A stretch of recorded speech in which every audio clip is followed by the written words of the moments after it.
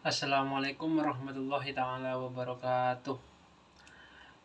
Perkenalkan, nama saya Ananda Hafidhur Rahman, absen 12. Di sini saya akan menjelaskan tentang konsep dasar magang dan kriteria isi kurikulum pembelajaran magang. Yang pertama, konsep dasar magang. Pelaksanaan program praktik kerja atau yang disebut magang ini dilakukan untuk membuka wawasan mahasiswa dalam dunia kerja. Sesungguhnya untuk mengembangkan dan mengasah keterampilan serta memperluas jaringan dengan bertemu orang-orang yang berpengalaman bekerja di bidangnya, khususnya di bidang interior. Dengan diadakannya program praktik kerja atau magang ini diharapkan dapat menjadikan mahasiswa lebih profesional dengan menerapkan ilmu pengetahuan yang didapat pada pengalaman itu sendiri. Yang berikutnya adalah kriteria isi kurikulum pembelajaran magang. Dimensi model kurikulum pembelajaran magang yang akan dibangun oleh model pengelolaan program pembelajaran yang dikembangkan serta implementasinya didasari oleh nilai-nilai budaya belajar bekerja yang dikembangkan di tengah-tengah masyarakat magang, mempunyai hubungan yang signifikan dengan tingkat kemandirian warga belajar. Hal ini secara umum dapat dipahami karena sifat kegiatan pendidikan luar sekolah yang memiliki keterkaitan erat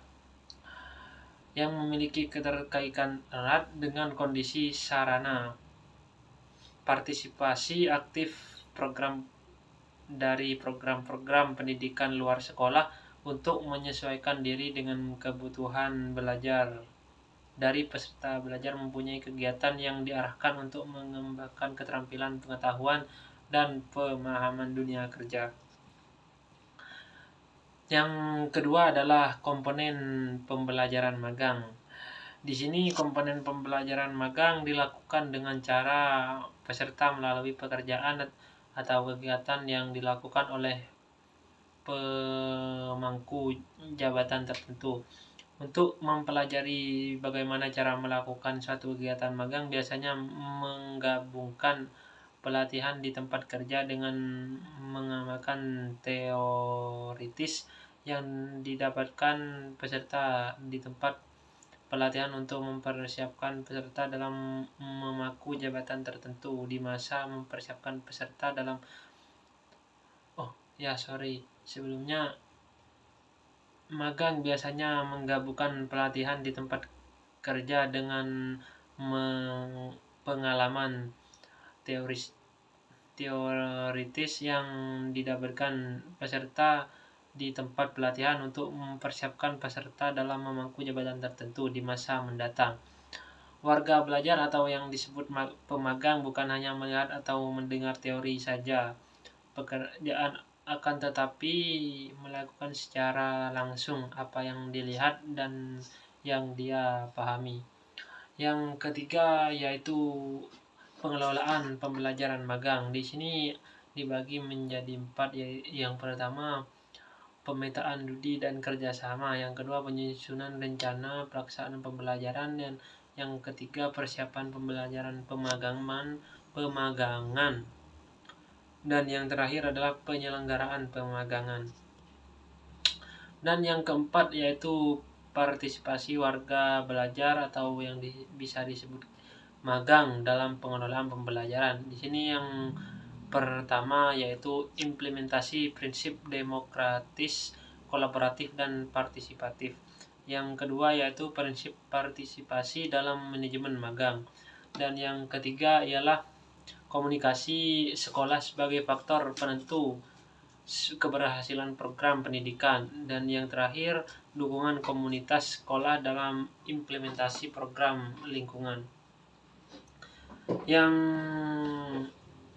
kelima yaitu karakteristik warga belajar atau pemagang. Di sini karakteristiknya dibagi menjadi 6 bagian, yaitu yang pertama, kita harus ulet, tekun, dan rajin. Dan yang kedua, bisa bertahan dalam tekanan. Dan yang ketiga, pandai berkomunikasi. bernegosiasi dan membangun jabatan penghubung antara orang-orang atau antara masalah dan solusi. Dan yang ketiga adalah suka pengetahuan, suka berbagi pengetahuan dengan orang lain. Dan yang keempat, terbuka terhadap kesempatan. Dan yang terakhir adalah senang melakukan perubahan.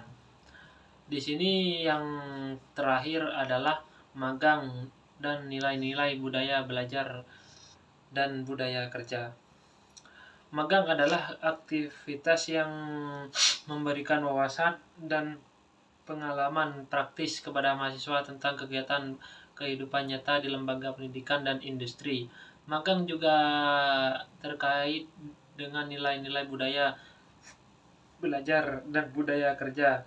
Belajar dengan cara berbuat adalah salah satu nilai budaya yang bisa diperoleh kerja dari magang.